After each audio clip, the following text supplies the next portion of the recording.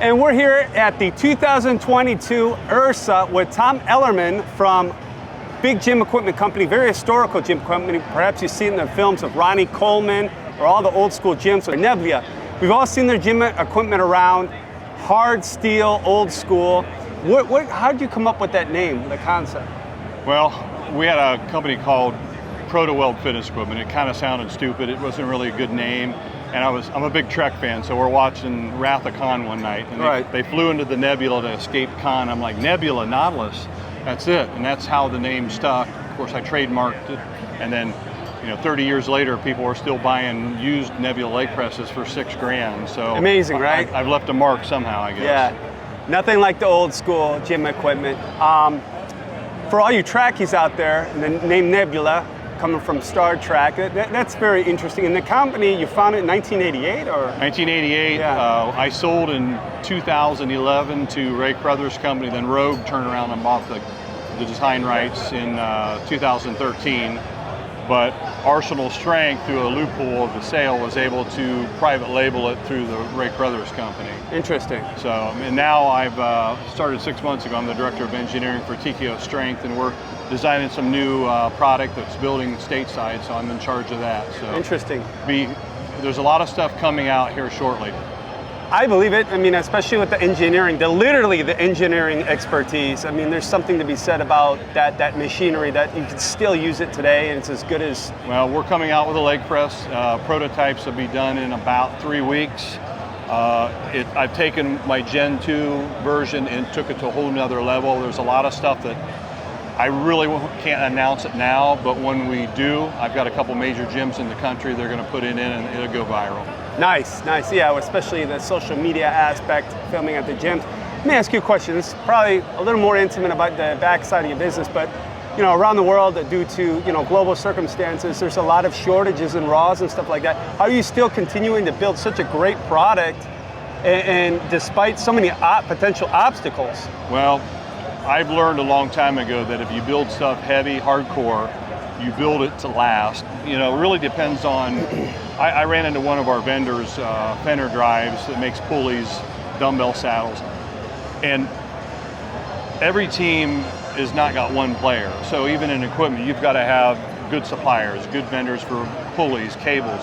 So we use the best of the best, and we don't sacrifice in that. And any product that I designed before was done that way, and moving forward, it's going to be pricey. We're going to be in the higher price range, but if you build a good product, they're going to buy it. And if somebody's paying $6,000 for a 30-year-old leg press, what are they going to pay for something new that's even better than what I did prior? Interesting point, of course. So Tom, tell me a little bit about the dynamics of the machinery. Who are you trying to get to? Well, something that I learned a long time ago was, and like I talked earlier about, it's all the parts that you put in a machine. If you really go back to old Body Master, old Flex, old Nebula, this type of product, they don't make that, because today most of the equipment is bottom line, what's going to be the bottom dollar. We need to make X number of profit on a piece of equipment. So the really cardio equipment that has a strength line just to appease the entire gym deal. And with my mantra, how I design equipment, I look at one first, it's got to be functional, the kinesiology. You've got, if you can take a piece of equipment that fits somebody that is 5 foot tall to around 6'4", 6'5", you've got 80% of your body size is covered in there. Yeah. And you try to make it adjustable. You've got to, but see, I've always been a believer of making heavy equipment, because I don't want to grab a piece of equipment like this and the frame shakes. Right. I want something, the guys that are training our equipment, like on the leg press, Ronnie Coleman, he's got 2,300 pounds on that leg press. And that leg press in Metroplex is 20 years old. Yeah. It looks like a piece of crap, but it still hits it every day. I was in quads in Chicago about a month ago. One of the first leg presses I built is sitting in quads. Wow. Serial number of about 40 on it, and it's never had any replacement bearings. I mean, it's still kicking. Amazing. So if you, and like Bob Lormer told me about 2 months ago, the guy that did the Arnold Classic. Bob Lormer. And we got in with World's Gym back in the early 90s. We produced all the fitness equipment, all the strength on the free weight side for the Lormer family. And we were kind of the Rogue of the 90s. We were the ones that were on the pump up room. And Bob goes, look, I bought two leg press for you 30 years ago. I will wait and buy your new ones, even if they're $7,000 or $8,000, because it'll be the last leg press I'll ever have to buy. Yeah. So when you build a product, you need one to make it. To me, I'm going to go overkill. It may drive the price of it. Do you want a Cadillac or do you want a Yugo? Right. I mean, they're both going to get from point A to B. Yeah. But that's why people are buying old leg presses 30 years later Yeah, that are still absolutely. kicking. Yeah. And I'm very picky about aesthetics. I'm very picky about we're going back to steel caps instead of plastic. It's more expensive, but it gives a better overall look. You don't have the plastic caps gone. The weight tubes, have solid ends on them now. Right. It's just a step above. It's more expensive, but I owned a gym for 20 years, and the plastic caps were the first thing that disappeared off the equipment. Of course. Yeah. So, some things that doesn't mean much to the general public, but somebody that's a connoisseur of equipment or an owner, they look at little things. They look at the welds, they look at the bearings, they look at details, and those attention to details makes a product good. But it's got to work. Right. Bottom line, it's got to work. Yeah. And that's what I've been famous for my career, is that we made really good biomechanically functional, heavy-duty equipment. And I learned that from working with John Perillo in the early 90s, and then have taken it from there. And I took a hiatus out of the fitness industry for about 5-6 years, and I feel fortunate to come back and come to work for TKO, and we're going to be doing a lot of great things. And it's going to take time to develop a new product line, but it's going to be more on an old school hardcore line. Right. Then it can look pretty, but it's got to have that look and maintain. Yeah. And there's always those options, right? So how did you get involved with Best Used Gym Equipment? Actually, Jimmy Mentis was, we were talking back and forth. He introduced me to Gabe. I was not going to come to the URSA show because of a couple of the major vendors that pulled out.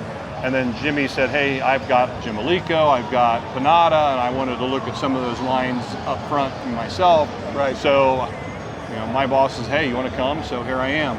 And I like making new friends. I've ran into a lot of guys that have known the industry for 30 years. It's good to see them. Jimmy was just talking about you. Oh, was he? Interview. Yeah. Yeah, I haven't seen him yet, so every time I text him, he's somewhere and I'm not. Somewhere in the cafeteria, probably having his second lunch, but yeah. But I've got, people can kind of follow me on social media. My Instagram is Eilerman Tom. I'm putting little tidbits of what I'm doing, but I'm not putting it out. It's kind of like anticipation marketing. Of course, teasers. Yes, teasers, until we actually have the tangible unit. Because absolutely. There's some parts that could be patented in this, and I don't want to release that yet. Right. But it's definitely going to change how people look at standard leg presses. Secret ingredients to a secret machine. Absolutely. Yes. Okay. For all those people out there that aren't following you, where can they see these teasers and everything that you're doing? Well, my Instagram is Eilerman Tom, and it's EILERMAN Tom, and then my Facebook not so much, but we've really kept off of social media with everything until we actually have the full prototype. Yeah. I've been like putting a shot of some parts, a little this, a little that, and people know my following.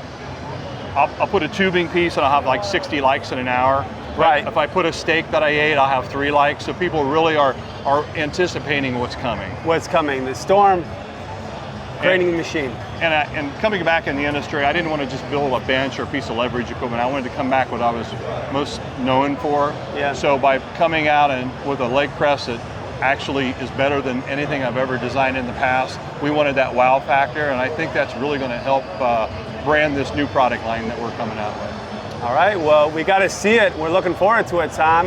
Definitely in the future, big things coming in the quads, right? Oh, yeah. The quad zone. For all you quadzillas out there, look for this great machinery on Tom's social media, dropping more or less. We'll probably have actual full prototype in 3 to 4 weeks. So about mid-July, 1st August. And the first one is going to Nick Doyle's gym up in Canada. Okay. And Dorian Hamilton and I have been talking, so we want to get one in HD Muscle. And there's quite a few other gyms in the country that are key gyms with a lot of players with high Instagram profiles. So I think once it's out there, it's gonna sell fast. One here in Miami, obviously, is the new mecca of fitness, especially on the East Coast. So there's plenty of gyms here in South Florida where we'll probably have a couple of your machines in too. Yep. So but this is Kit Sanderson from the URSA 2022 with Tom Eilerman.